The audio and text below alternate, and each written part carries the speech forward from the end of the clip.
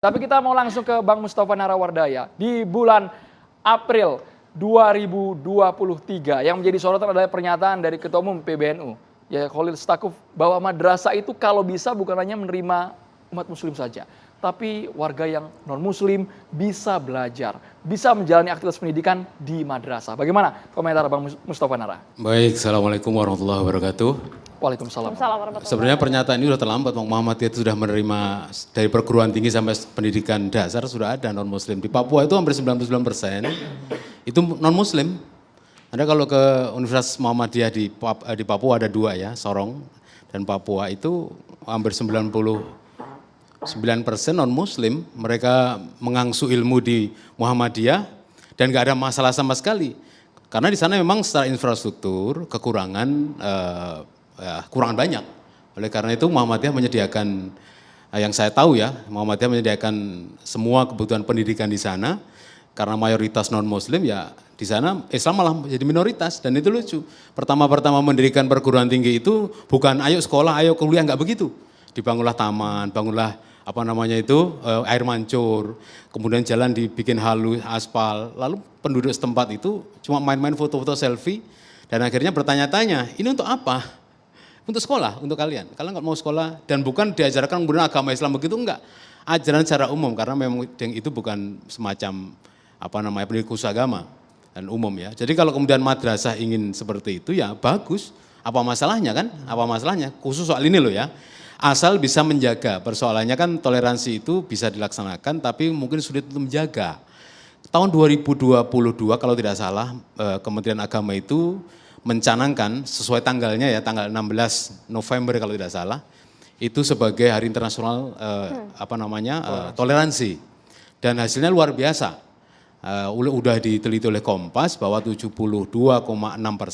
sekitar itu masyarakat Indonesia mengaku bahwa optimis karena memang toleransinya sangat tinggi. Dari 100% itu 72% itu masih menganggap bahwa toleransi kita masih terjaga. Setelah itu tidak tahu lagi ya, karena kemudian ini sangat dinamis ya, karena masyarakat juga tidak mungkin stagnan. Dengan berbagai kasus, dengan berbagai kisah, berbagai dinamika yang ada, mungkin sekarang bisa naik, indeksnya mungkin bisa turun juga. Tapi tahun kemarin, tahun 2022, Kementerian Agama menganggap bahwa toleransi bisa dijaga dengan baik selama setahun itu, karena diteliti pada akhir tahun. Artinya selama setahun diteliti dan pada akhir tahun itu dinyatakan bahwa 72% lebih ya responden menyatakan toleransi kita baik-baik saja dan tidak ada masalah, menjunjung tinggi toleransi.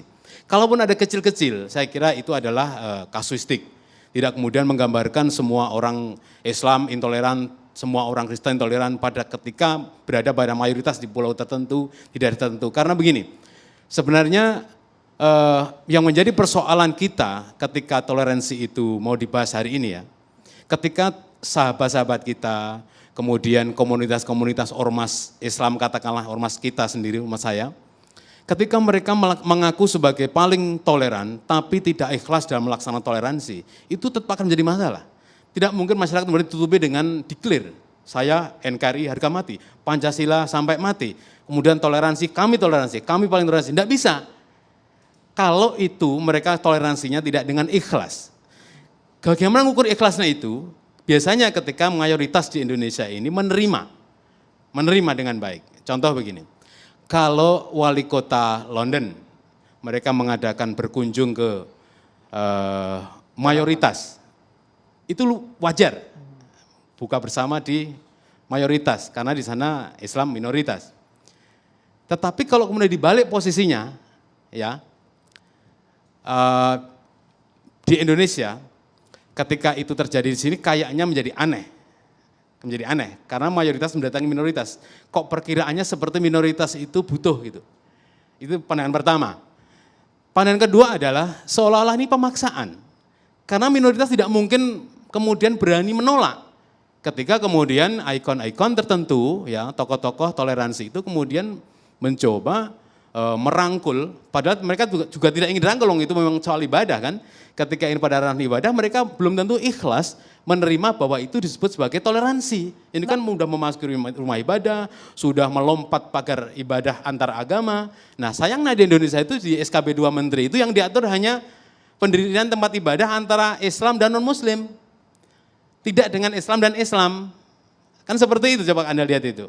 Yang diaturkan tempat pendirian ibadah, ada 90%. Kalau misalkan yang Kristen mau mendirikan gereja harus 90 pengguna, 60 penduduk setempat. Dan harus ada izin dari FKUB, dan seterusnya. Yang diatur tapi yang untuk yang ibadah nggak diatur. Tapi secara hati, chemistry, masyarakat Muslim di Indonesia itu sebenarnya merasa bahwa ini kayaknya tidak lazim, tidak mainstream. Biasanya kalau kita misalkan ibadah puasa ya, circle-nya itu sesama Muslim, mau sahur, buka puasa, sholat taraweh, mau apalah istilahnya, mau sedekah dan seterusnya, itu interagama Islam. Bang Mustafa, artinya ini sebenarnya yang salah adalah mindset masyarakat kita atau budayanya? Dua-duanya, karena yang mindset masyarakat ini kan sebenarnya tercipta dari brainwash yang diciptakan oleh ikon-ikon yang seharusnya tidak seperti itu. Misalkan ini kan Brainwash dari siapa, Bang? jadi gini loh, kelompok-kelompok yang kemudian memaksakan makna dari toleransi secara pribadi atau secara keinginan kelompok mereka, itu kemudian diikuti, menular kepada masyarakat seharusnya semula tidak percaya pada itu. Tapi karena lama-kelamaan itu dicap oleh tokoh-tokoh nasional, itu dianggap biasa dan dianggap wajar. Padahal secara mainstream tidak.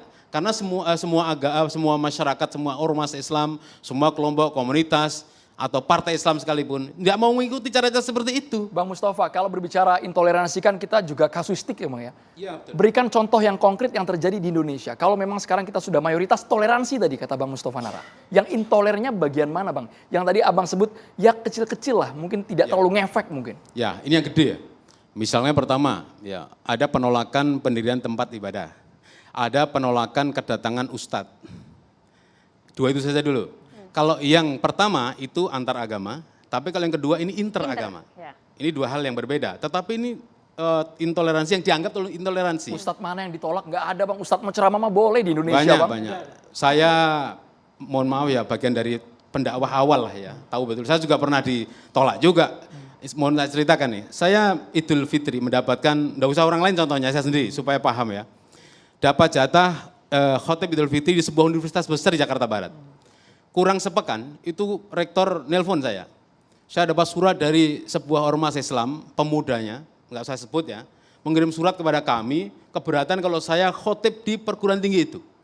1, 2, 3, lebih dari 100 surat, rektor takut.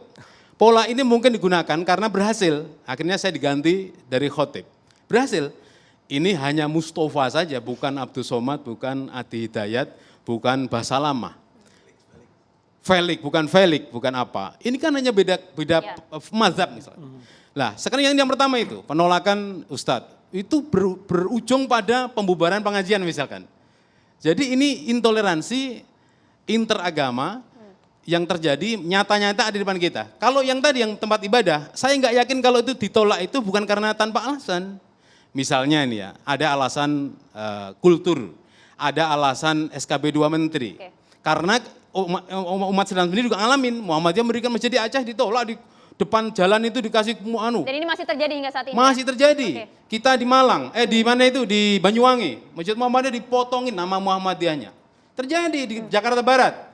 Setahun 2 tahun lalu saya memimpin Kokam ke Jakarta Barat, merebut masjid kami yang direbut oleh massa, mengatasnamakan massa. Sebenarnya di balik itu dia ormas, oknum. Tapi atas nama ormas, sampai sekarang masih bergulir di pengadilan. Banyak masjid Muhammadiyah nggak bisa berdiri. Begitu juga gereja di sebuah provinsi, wilayah nggak bisa berdiri karena semuanya tidak mungkin itu adalah intoleransi, tapi itu karena pelanggaran administrasi misalkan. Beberapa hal seperti itu ya. Saya mau beralih ke di Abu Janda. Di Tolikara, masjid itu dibakar. Kemarin kita beralih dulu Bang ke Abu Janda Bang. terjadi juga ya, masa mati TNI itu.